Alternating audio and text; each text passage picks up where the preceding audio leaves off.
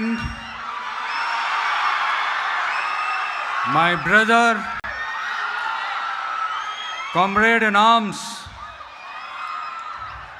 founder, Jan Suraj Party,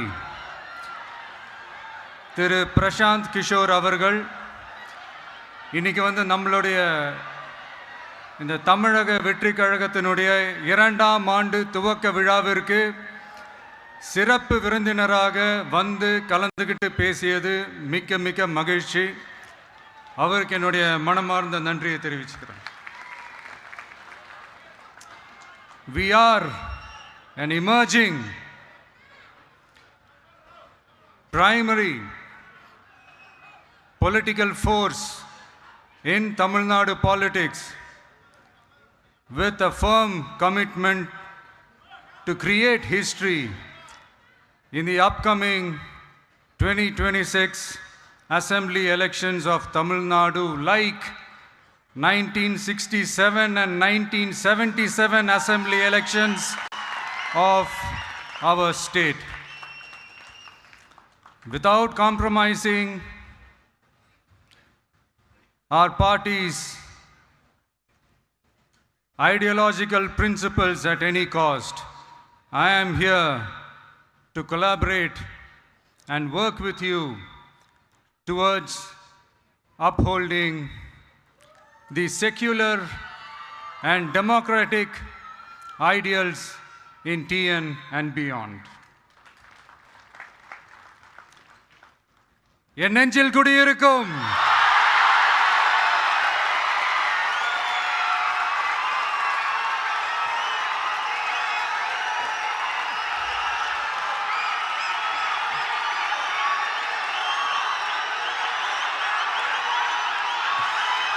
என்னுடைய தோழர்கள், தோழிகள் எல்லாருக்கும் என்னுடைய வணக்கம்.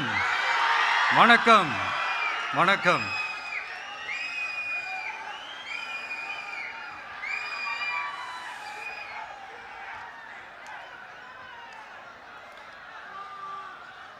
இந்த அரசியல்னாலே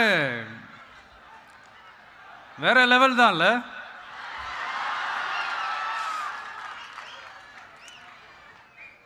ஏன்னா இந்த அரசியலில் மட்டும்தான் வித்தியாசமான ஒன்று நம்ம பார்க்கலாம். யார் யாரை எப்போ எதிர்ப்பாங்கன்னே நமக்கு தெரியாது. யார் யாரை எப்போ ஆதரிப்பாங்கன்னே நமக்கு தெரியாது. அதை கணிக்கவே முடியாது.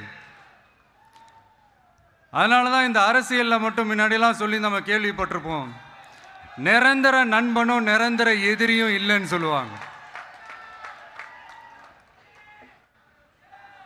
அரசியலுக்கு யார் வேணாலும் வரலாம், அது வந்து ஒரு ஜனநாயக உரிமைன்னு சொல்லுவாங்க. ஆனால் மக்களுக்கு ரொம்ப ரொம்ப பிடிச்சி போன ஒருத்தன் அரசியலுக்கு வரான்னா அதை கண்டிப்பாக நல்லவங்க எல்லாம் வரவேற்பாங்க. ஆனால் ஒரு சில இந்த அதிகார இல்லை அது வேணாம்,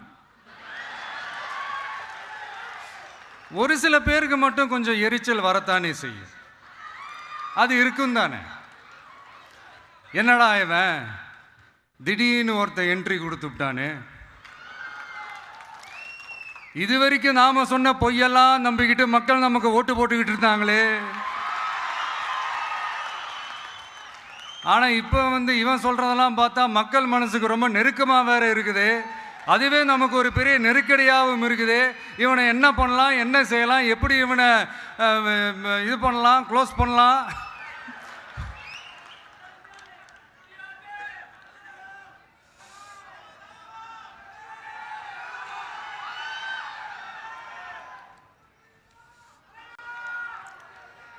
எப்படி இவனை க்ளோஸ் பண்ணலாம், ஒரு கன்ஃபியூஷன் ஒன்று வரும்.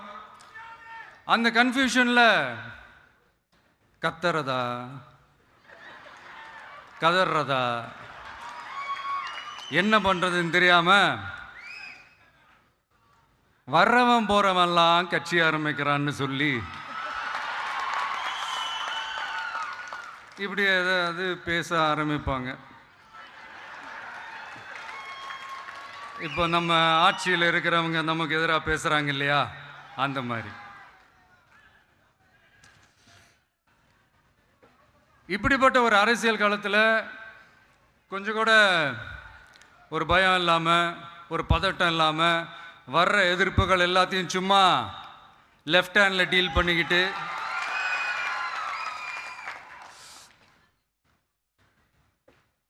இதோ நம்மளுடைய தமிழக வெற்றி கழகம் முதலாவது ஆண்டை கடந்து இப்போ 2வது ஆண்டில் அடி எடுத்து வைக்கிறோம். இந்த ஒரு காலகட்டம் தான் மிக முக்கியமான ஒரு காலகட்டம். ஏன்னா ஒரு அரசியல் கட்சிக்கு ஒரு பெரிய பலமே அந்த கட்சியினுடைய கட்டமைப்பு தான். அதுதான் அந்த கட்சியினுடைய ஒரு வேறு மாதிரி, ஒரு அடிப்படை பலமே அதுதான். ஒரு ஆலமரம் மாதிரி ஒரு கட்சி ஒன்று வளரணும்னா அதுக்கான அந்த வேர்களும் விழுதுகளும் ஸ்ட்ராங்காக இருக்கணும் இல்லையா? அப்படி தான் நம்மளுடைய இந்த அமைப்பை பலப்படுத்துகிற ஒரு வேலையை தான் இப்போ நம்ம செஞ்சுக்கிட்டு இருக்கிறோம். தமிழ்நாடு முழுக்க மாவட்ட நிர்வாகிகள் எல்லாரையும் தேர்ந்தெடுத்து அறிவிச்சிட்ருக்கிறோம். இந்த நேரத்தில் நம்ம மேலே ஒரு கம்ப்ளைண்ட், அது என்னென்னா, அதுதான் எனக்கும் புரியல. நம்மளுடைய மாவட்ட நிர்வாகிகள் எல்லாருமே வெறும் இளைஞர்களாகவே இருக்கிறாங்களாம். ஏன் இருந்தா என்ன?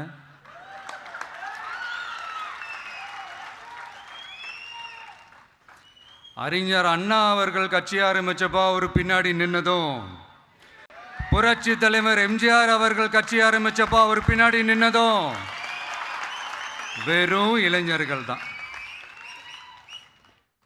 அந்த இளைஞர்களால தான் 1967லையும் 1977லையும் அந்த 2 தேர்தலையுமே ஒரு மிகப்பெரிய ஒரு வெற்றி கிடைச்சது. வரலாறு, அதுதான் வரலாறு. இப்போ அதே மாதிரி நம்ம மேலே இன்னொரு கம்ப்ளைண்ட், அது என்னன்னா, நம்மளுடைய கட்சி நிர்வாகிகள் எல்லாருமே சாதாரண குடும்பத்திலிருந்து வந்தவங்களாம். அதே தான் இங்கேயும் கேட்குறேன், ஏன் வரக்கூடாதா?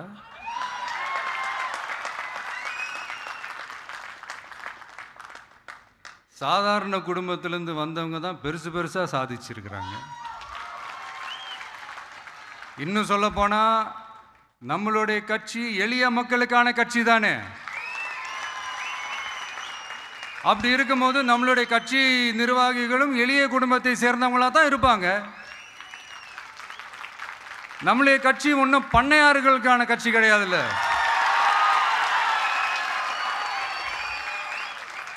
முன்னாடிலாம் அந்த காலத்தில் பண்ணையாருங்க தான் பதவியில் இருப்பாங்க. இப்போ கொஞ்சம் உள்டா மாறிடுச்சு, பதவியில் இருக்கிறவங்களாம் பண்ணையாராக மாறிடுறாங்க.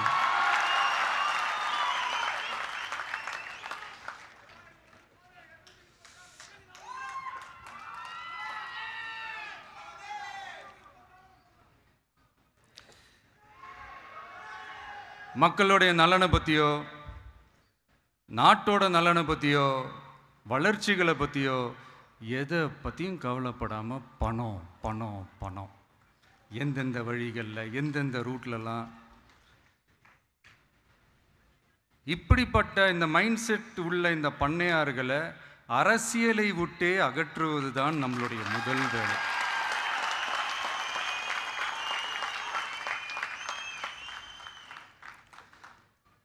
அதை ஜனநாயக முறைப்படி நம்ம செய்கிறதுக்கு தான் 2026 தேர்தலை நம்ம சந்திக்க போகிறோம்.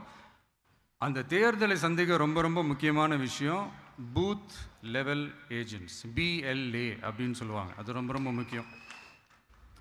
ஏன்னா நீங்கள் பார்த்தீங்கன்னா தமிழ்நாட்டில் அந்த பெரிய பெரிய கட்சிகளுக்கு தான் அந்த BLAலாம் ரொம்ப ஸ்ட்ராங்காக இருக்கும்னு சொல்லுவாங்க. ஒரு அப்ராக்சிமேட்டாக ஒரு 69,000 பூத்ஸ் இருக்குது. அது எல்லாத்துக்குமே பூத் ஏஜென்ட்ஸாக நம்மளுடைய கட்சி தோழர்களை தான் நியமிக்க போகிறோம். கூடிய சீக்கிரமே பூத் கமிட்டி மாநாடுன்னு ஒன்று நடத்த போகிறோம். அன்னைக்கு தெரியும் தமிழக வெற்றி கழகம் எந்த ஒரு பெரிய கட்சிக்கும் கொஞ்சம் கூட சளைச்சதில்லைன்னு.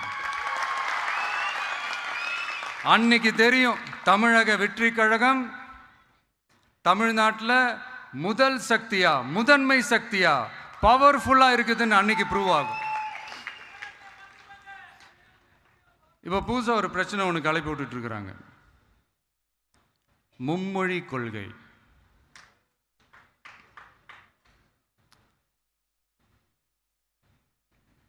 அதாவது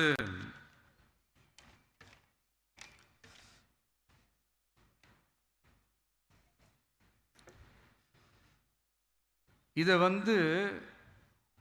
இங்கே செயல்படுத்தலைன்னா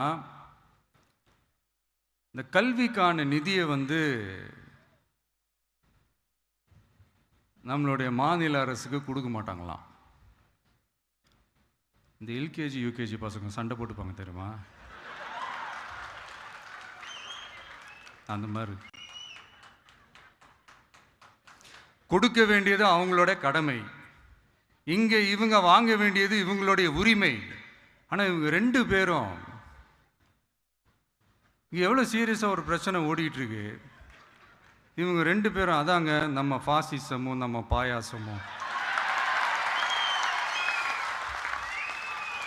அதான் நம்ம அரசியல் இனிமையும் கொள்கை இனிமையும். 2 பேரும் என்ன பண்ணுறாங்கன்னா 2 பேரும் பேசி வச்சுக்கிட்டு இந்த செட்டிங்லாம் பண்ணி வச்சுக்கிட்டு மாற்றி மாற்றி சோஷியல் மீடியாவில் ஹேஷ்டேக் போட்டு விளையாட்டுருக்குறாங்க.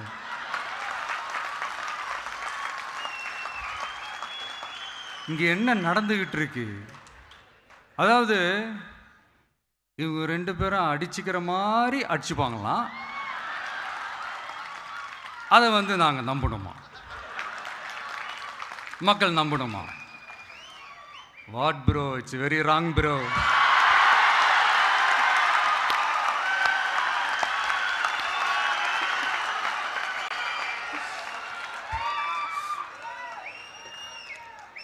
இதுக்கு நடுவில் நம்ம பசங்க உள்ள பூந்து அங்கே ஒரு சம்பவம் ஒன்று பண்ணிட்டு டக்குன்னு வெளியே வந்துடுறது. டிவி கே ஃபார் டிஎன் அப்படின்னு சொல்லி. யார் சார் நீங்களா, எங்க சார் இருக்கிறீங்க? ஸ்லீப்பர் செல்ஸ் மாதிரி.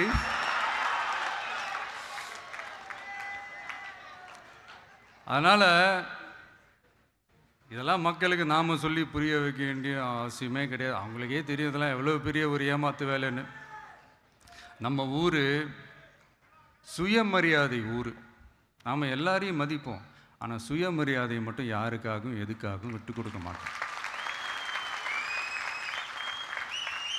நாம் எல்லா மொழிகளையும் மதிப்போம், அதில் மாற்றுக்கிறதே கிடையாது. தனிப்பட்ட முறையில் யார் வேணாலும் எந்த ஸ்கூலில் வேணாலும் படிக்கலாங்க. உனக்கு எந்த மொழி வேணுமோ, எப்போ கற்றுக்கணுமோ, உனக்கு எப்போ தோணுதோ கற்றுக்கலாம். அதெல்லாம் அவங்கவுங்களுடைய தனிப்பட்ட ஒரு உரிமை. ஆனால் கூட்டாட்சி தத்துவத்தை மீறி மாநில தன்னாட்சி உரிமைக்கு எதிராக ஒரு மாநில அரசின் மொழி கொள்கையை, கல்வி கொள்கையை கேள்விக்குறியாக்கி வேறு ஒரு மொழியை வலுக்கட்டாயமாக திணிச்சா, அதுவும் அரசியல் ரீதியாக திணிச்சா எப்படி ப்ரோ?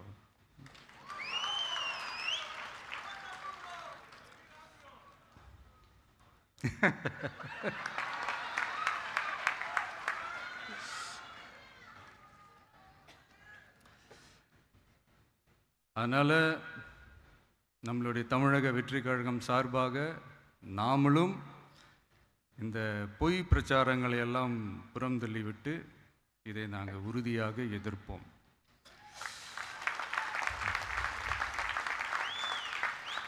கான்ஃபிடென்ட்டாக இருங்க, நல்லதே நடக்கும், வெற்றி நிச்சயம். மீண்டும் சந்திக்கும் வரை நன்றி, வணக்கம்.